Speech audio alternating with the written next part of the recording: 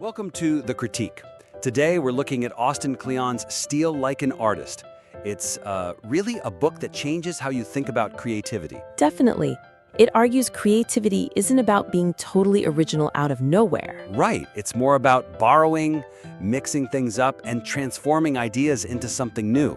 So we'll explore how its principles, almost like different characters guiding you, give you real actionable steps. Let's jump in. Okay, so one of the first big things, a real challenge Kleon tackles, is this huge pressure creators feel.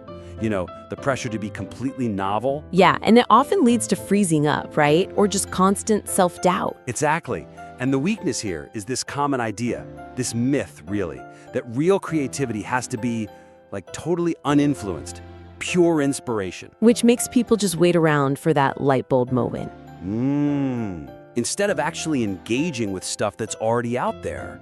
And sometimes they're even scared to draw inspiration because they think it's, well, unoriginal or even Plagiarism.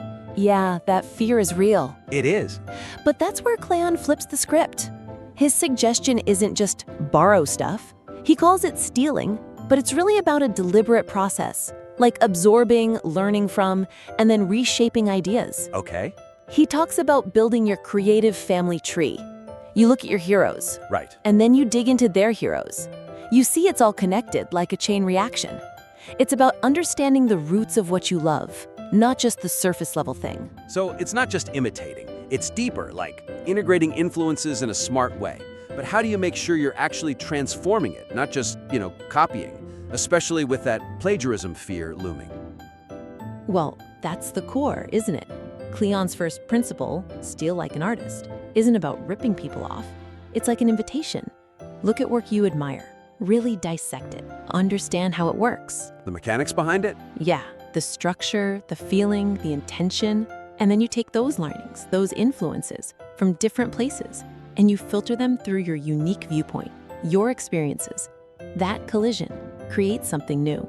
Okay, that idea of collision, of forcing different influences together through your own lens. I like that. It feels more active. It is active. And it ties into his point that nothing is original, which sounds maybe a bit depressing at first. A little, yeah. But it's actually freeing. It lets you off the hook for trying to achieve this impossible goal of pure novelty. Instead, you focus on your specific blend. Your perspective, your experiences, that's what makes the borrowed bits unique when you put them together. Like Shakespeare using old plots, or Steve Jobs pulling design ideas from everywhere? Exactly. Their genius was in the synthesis. So for a really concrete step, start that creative family tree. Seriously, list maybe 3-5 people whose work just blows you away. Okay. Then do the homework. Find out who their inspirations were, who influenced them. You start seeing patterns, techniques, philosophies you can consciously borrow, adapt, and really make your own. That's how you develop your voice. That family tree exercise sounds like a great way to get past that initial hurdle, that fear. Okay, so let's say you're now comfortable with influence. What's the next thing that trips people up when they actually try to, start making stuff? The next big barrier. It's often waiting. Waiting for the perfect moment or the perfect idea. Right. Creators get stuck because they think they need to know exactly who they are as an artist first, or they're waiting for some grand, fully formed concept to just appear. So they're kind of stuck in planning mode, thinking they need all the answers before they even start? Precisely. And the weakness is that belief that identity comes first. Kleon argues pretty convincingly, I think, that it's the other way around. Identity and ideas, they're discovered through making things. Okay, so the doing comes first. Yes! The suggestion then is just start. Embrace immediate action. Value those little side projects. Keep that amateur mindset alive. That's how you grow. How does that work in practice? Like, don't wait to know who you are. Well, instead of agonizing over your artistic identity, just start creating now. Kleon's point is that your identity gets built, like layer by layer, through the work itself. So maybe try a really small daily practice, just 10 minutes. Even just 10 minutes? Yeah! Let your identity bubble up from the doing, instead of waiting for it to arrive perfectly defined. That's a big shift, moving from waiting for identity to letting it emerge. But what if the early stuff feels kind of messy? or aimless. How do you keep going? That's where a couple of other ideas Kleon talks about really help. First, side projects and hobbies. Treat them as vital, seriously important. Not just distractions? No, not at all. Often the best ideas, the real breakthroughs, they don't come when you're grinding away on your main project. They pop up when you're playing, experimenting with something totally different. No pressure. So maybe set aside time each week for something creative that's not your main thing. Doodling, learning an instrument, whatever. Allowing for those unexpected connections. Exactly. And second, stay an amateur. Keep that beginner's mind. Professionals sometimes get cautious, right? Afraid to fail. Definitely. But the amateur, they're curious. They're willing to mess up, to experiment. That resilience is fuel for creativity. So challenge yourself. Learn something new like a total beginner without worrying about being good at it right away. I like that idea of the amateur's freedom. It takes the pressure off. Okay, but let's switch gears slightly. There's this romantic idea of the artist, right? Spontaneous, maybe a bit chaotic. The tortured genius, yeah. Yeah, and it often ignores the practical stuff, like the discipline, the connections needed to actually sustain a creative life.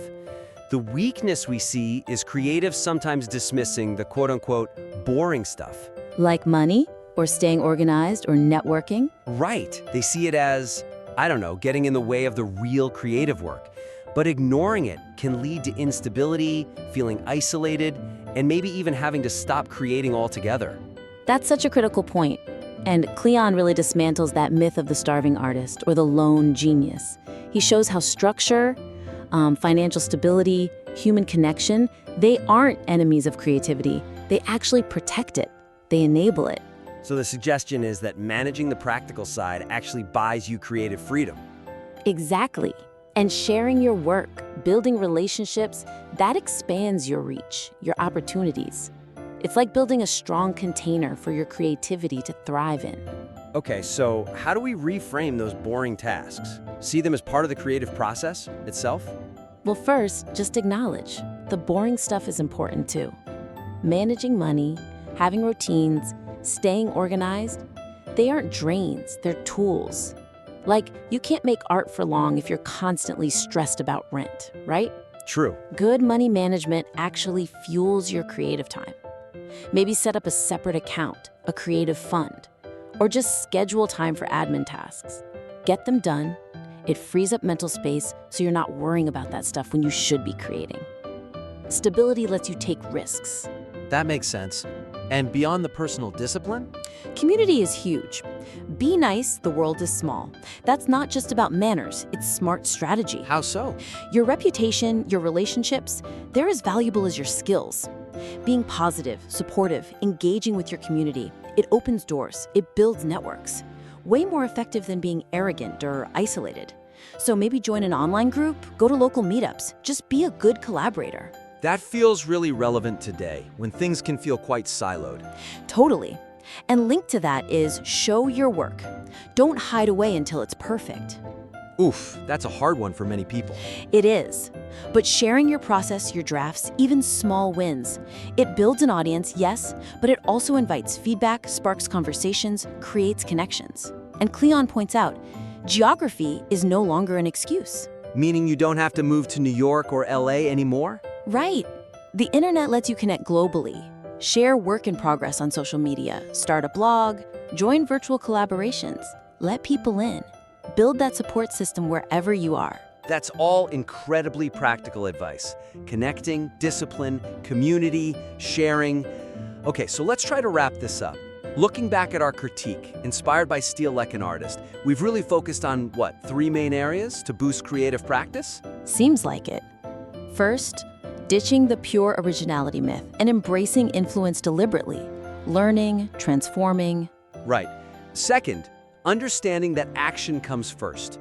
You find your identity, your ideas, through the messy process of actually making things. Side projects, staying curious like an amateur. And third, grounding all that creative energy in practical reality. The boring stuff, money, routine, organization, plus building real connections, being nice, showing your work. They aren't optional extras. They're foundational, and these aren't just like vague concepts. Not at all.